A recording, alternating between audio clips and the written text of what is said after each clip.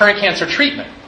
This is, I don't mean to, well, I feel like I have a certain permission, being an MD, to speak about the current practice of medicine in a Western perspective. And this is the current status of cancer treatment, which is making war on it. So from the news, this was in 2004, the FDA approved the drug advanced colorectal cancer. While the drug does not extend cancer patients' lives, studies have shown that it does reduce the size of tumors, meaning the people who were treated went to their grave in the same period of time with smaller tumors. Okay? And this was touted as a good thing. And this has enormous potential.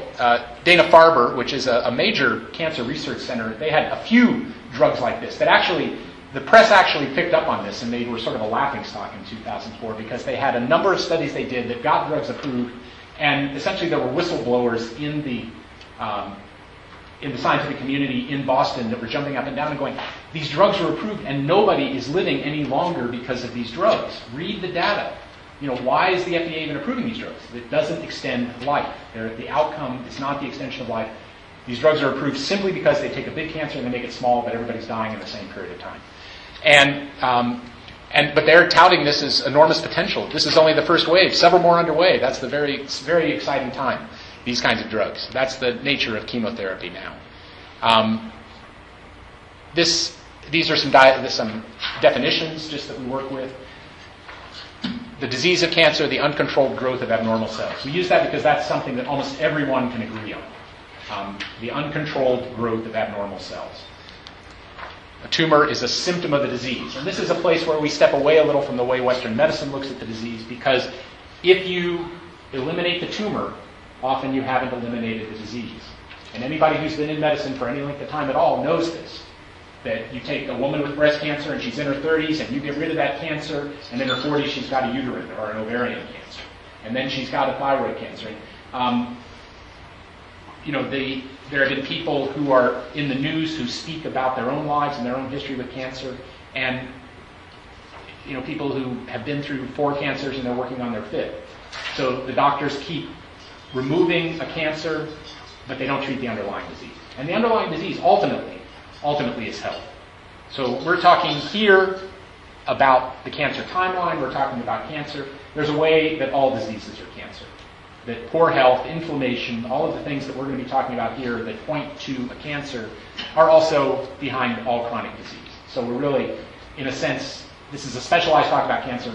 We're talking about chronic disease. And that's important to understand, because when I and Lisa talk about things to identify someone in the cancer timeline or interventions for someone in the cancer timeline, it's important that you realize that everything you know about how to take care of people, that's still important.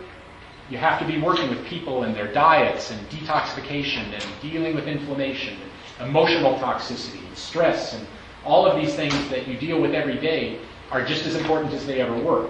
We're going to give you some special tools to deal with cancer when that shows up as something in the mix.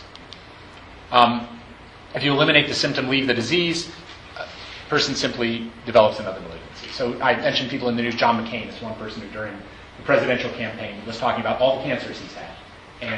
And all that had ever been done was that the tumor was removed, the symptom was dealt with, as medicine often does. The underlying disease was never dealt with, and he continues to get cancer. The timeline, we're beginning to talk about what we call the cancer timeline. This isn't our idea. This is data from Japan, from Germany, and from this country. People talk about cancer as a 12-year disease. And these are, there are cancers that are incredibly aggressive, that they show up and you're dead in 2 or 3 years.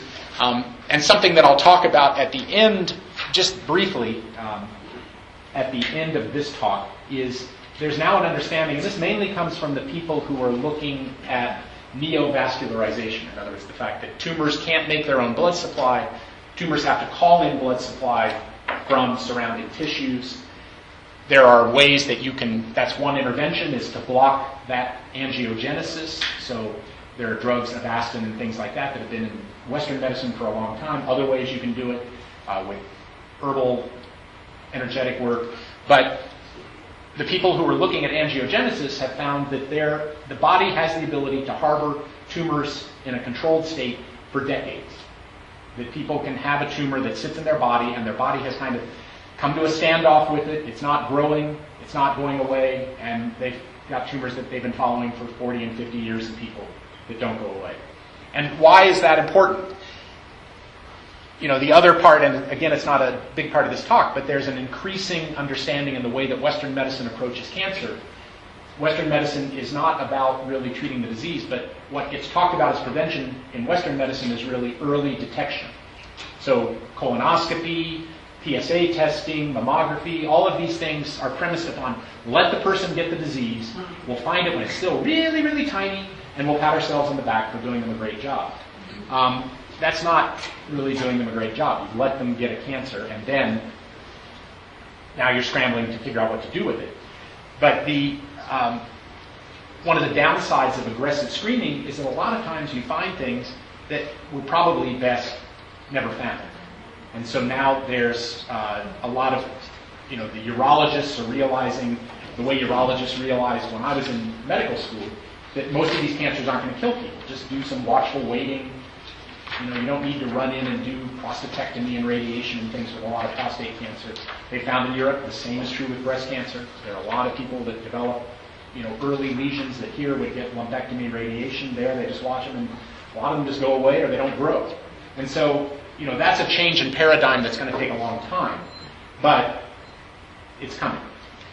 That there are a lot of tumors that aren't really what you think they are. And we're going to show you that there are ways to back people out of things as well. But this notion of a 12-year disease, a tumor appearing about the 8th year, this is kind of the textbook. And it assumes an average cell doubling time of 90 days. Like I say, there are tumors that double in 45 days or 180. They'll fall out of this. Growth of the tumor not linear, growth associated with increased periods of stress. And so often you'll find that somebody will have a tumor that's probably been smoldering for years and years, and their daughter dies, their house burns down, something terrible happens, and then 6 months later they've got a tumor. Well, how do you explain, how did their tumor appear in 6 months if it's a 12-year disease after the stress? And so there's more information that's needed about that, but people are looking. But just think of it, when things don't fall out of the sky. You don't suddenly show up with a tumor. When somebody shows up and they have a lump, it didn't just appear 2 weeks ago when they didn't have a lump. That's been smoldering and cooking for a long, long time. And so you really need to be working with people about that. What are all of the things that led to them developing a tumor? And that's what we're going to be talking about, a way to think about it.